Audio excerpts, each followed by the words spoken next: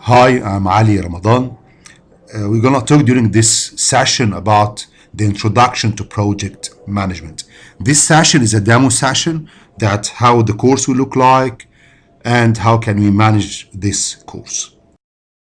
The introduction to project management course, it talks about the main concepts of the course about the Project Management Institute. What is it? What we're going to do with that? It talks about the project management terminology. And then we're going to start to talk about what is a project.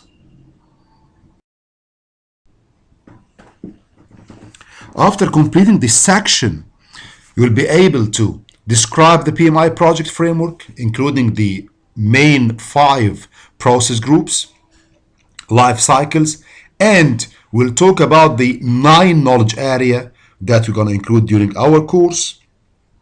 We're going to explain what is the PM book is all about, the definitions and the main definition of a project. And we're going to talk about the basic terminology used during the project management and in the terminology of a project management. PMI or Project Management Institute, those are the guys that did this course or did this terminology. They are largest project management professional organization. There are some other smaller organizations. They have the PM book, which is a guided to the project management body of knowledge book. It has all the concepts, it has all the terminology, and it has all the expectations that they expect everyone that's working in a project management to know about that. PMI has had 2 different certificates. They have the PMP certificate, which is the project management professional, and they have the CAPM certificate, which is the certified associate in project management. And we're going to talk in more details about each one of those 2 certificates. The PMI book, they had organized our PMP concepts in 5 process groups.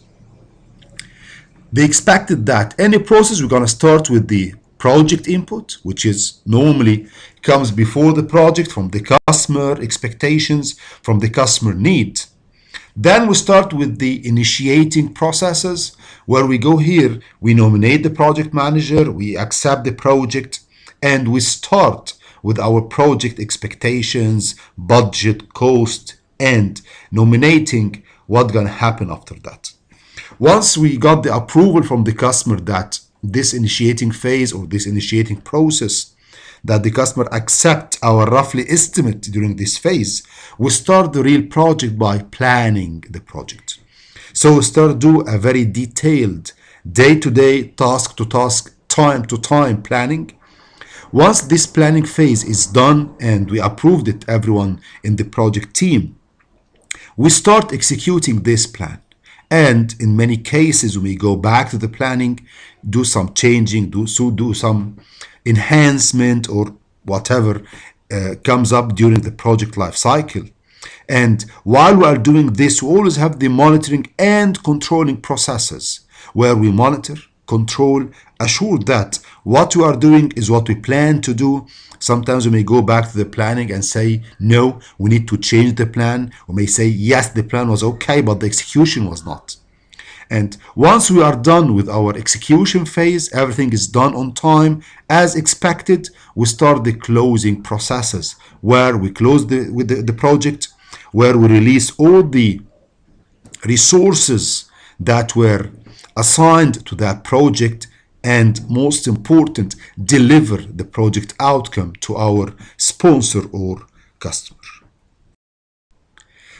To do this, we believe that it's a matter of a life cycle, that we have a product and a service life cycle. The product life cycle, it starts once we have the product, which is normally after the project.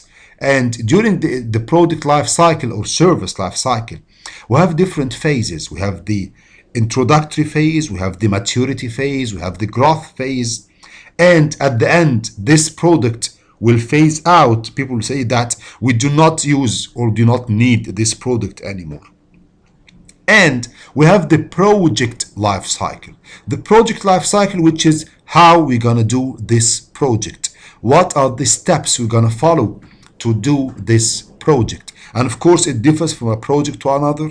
If you got a software development project, it will be totally different from a hardware implementation, from an execution or whatever expected there. So project life cycle is totally different from a project to another.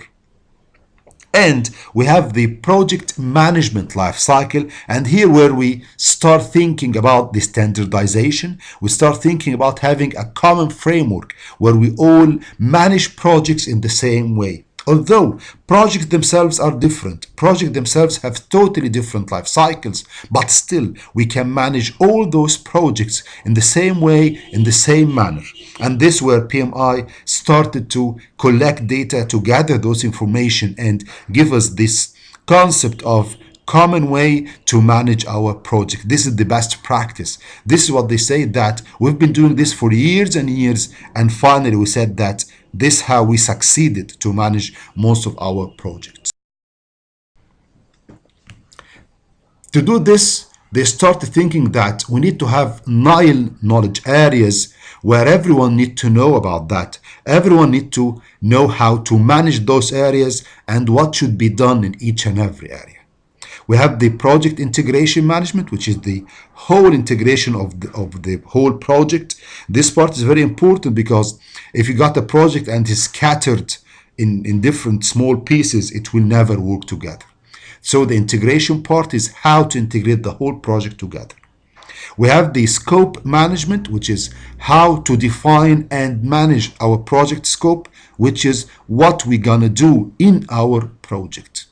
And we have the time management, which is how to manage the project time, how to assign the right time to the project. Cost management, how to expect, how to estimate, and how to follow up the cost of that project. Quality management, how to keep the project to the standard quality, how to maintain your project quality. Human resources management, as a project manager, you will have a team, you will have an external parties, you have a lot of internal parties. How to manage all of those parties, how to motivate your team, and how to keep your team happy during the project. We have the communication management, how to communicate with each other internally inside our project team and externally with our sponsors, with our customers, and with many other parties that affect our project. Project risk management, how to define, mitigate, and find out each and every risk that you may face during your project. And project procurement management, which is how to handle, how to manage, and how to work with your external third-party suppliers for your project. Each and every one of those knowledge areas are very important. As a project manager, you're expected to know how to do all of that, or at least how to manage people to do this for you in your place. We have very common terminology to know about that. We have the project, which is a temporary thing that should need to be done, like building a building, like doing a software. It's a temporary thing that has an ending date and a starting date. And we have a program, which is multiple related projects working together. It's like building a whole city. You have a lot of things to be done. Although they're separate projects, but together, when they are done, you will find out that you have one city related. Operations, which is the day-to-day thing to be done, like keeping your stuff working, keeping your server running. It's an operation thing. And it is a day-to-day, it has no end date, it has no definite time to start and stop. Processes, which is how we do our job, the set of activities that we're gonna follow to do the jobs. Phases, which is part of a milestone, which is a date, which is a set of small processes and projects to be done to finish the project.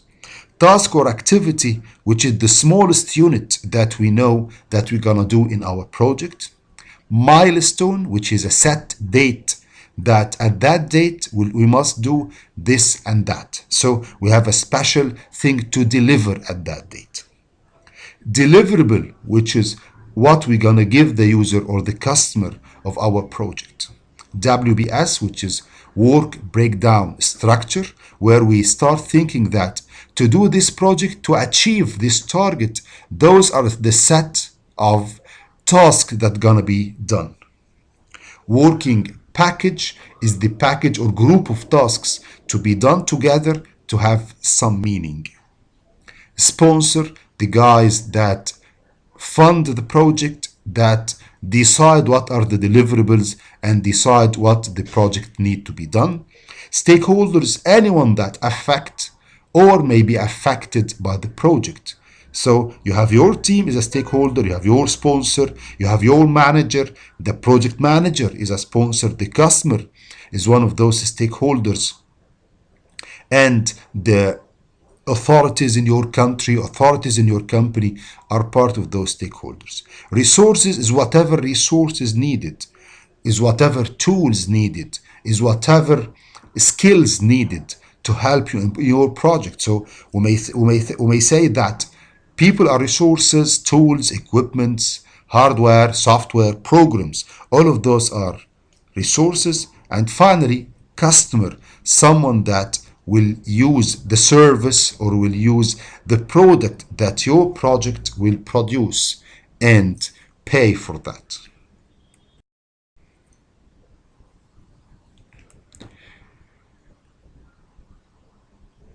So the formal definition for a project is a unique, non-routine endeavor requiring an investment. So it is unique. You'll never have two projects with the same concept. It's non-routine. It's not an operation that you do every day. It will be done only once. And it requires an investment decision that has defined and agreed upon objectives and a start and end date. So for each and every project, it's unique. It has a starting date and ending date, and it has cost. We know that. And of course, it has an agreed upon objectives, a deliverable that both project manager know that he can deliver that, and the sponsor know that he will accept that, and he's happy to accept to pay this amount of money to get that deliverable within this given time. At the end of each project, you will find that we have a sort of an exercise that we remember the terminology. In this module, where we need to remember the terminologies and we need to know some of those terminologies as a recall.